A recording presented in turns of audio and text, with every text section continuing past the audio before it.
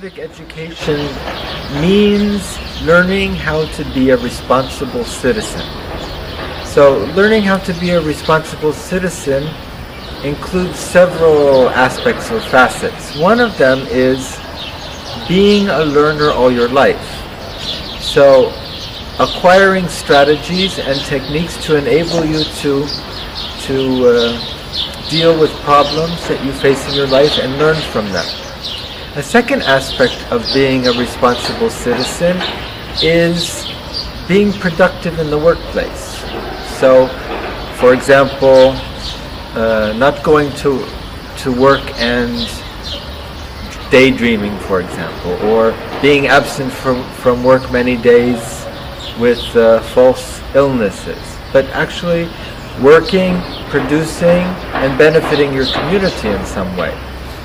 And then, of course, being a responsible citizen means taking part in community activities. That could be volunteering in a local hospital. It could be helping out in a school. It could involve voting in elections, choosing the leaders of your country. It could involve participating on juries to decide if someone suspected of a crime is guilty or innocent. All of those things make a responsible citizen. Well, first, I don't want to distinguish between developing and developed countries. I think civic education can easily be a part of any educational system in any country. And I think basically what teachers have to, and educators in fact, have to think about is first getting students to appreciate themselves. So there's an aspect, appreciate me. I have to appreciate who I am as a person. When I have confidence in myself, then I can do things for other people. Beyond that, once you have confidence in yourself, then you need to appreciate your community and all the members of the community, young people, old people, parents, teachers, people in authority, judges, and so on. So you appreciate yourself, you appreciate your community, then appreciate your nation, learn the things that you should feel proud about your country. For example, with Algeria, your independence struggle against the French is well known, and it's also well known that millions of lives were sacrificed for that independence, and I think that's something that Algerians should be proud of. And then beyond the nation, beyond Algeria, you can also learn to appreciate the world.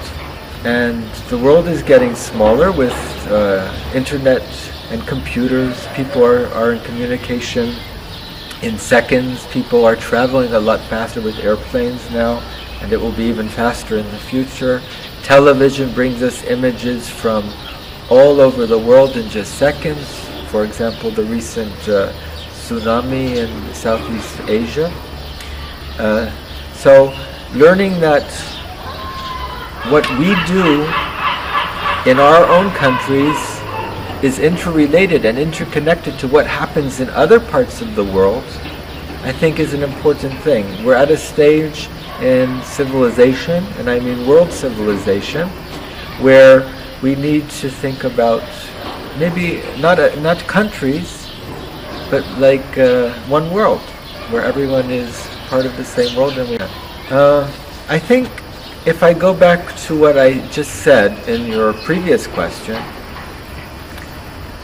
respect and tolerance means, yes, you appreciate yourself, but at the same time, you understand that other people cannot be like you, and you have to try to respect them for who they are, even though some of the things they do, some of the things they believe, some of the things they say are very different from things that you would do or say. So I think once that happens, once you have a realization and appreciation of people in the community, people in other nations, people in the world, then you can manifest that tolerance by first listening to them. Don't interrupt them. Listen to their ideas, and maybe look for common ground. What are some of the ideas that you have that you share with this other person, and build on that. Of course there are going to be differences. There are going to be things that a person doesn't agree with. But at the same time, it's important to build that bridge and try to learn from that difference and say, that's important for me because I'm not like that, and I want to learn from that person. I want to make myself more of a world citizen. Again, I think a lot of what I said earlier to you is an answer, a response to this question. You need that dialogue between young people and old people, between pupils and teachers, between people of different nations to understand each other better. You can read about other people and other cultures in books, but it's not the same as actually meeting, speaking to, holding a dialogue, interacting with that person, sharing a meal with that person. Those are the things that help us better understand who we are and who we are not. I think thoughtful people are concerned about civic education because they're thinking long term. In other words, they're thinking about the future. There are many people in the world who only think day to day, and they don't think about the repercussions or the impact their actions, their words will have on others in the long term.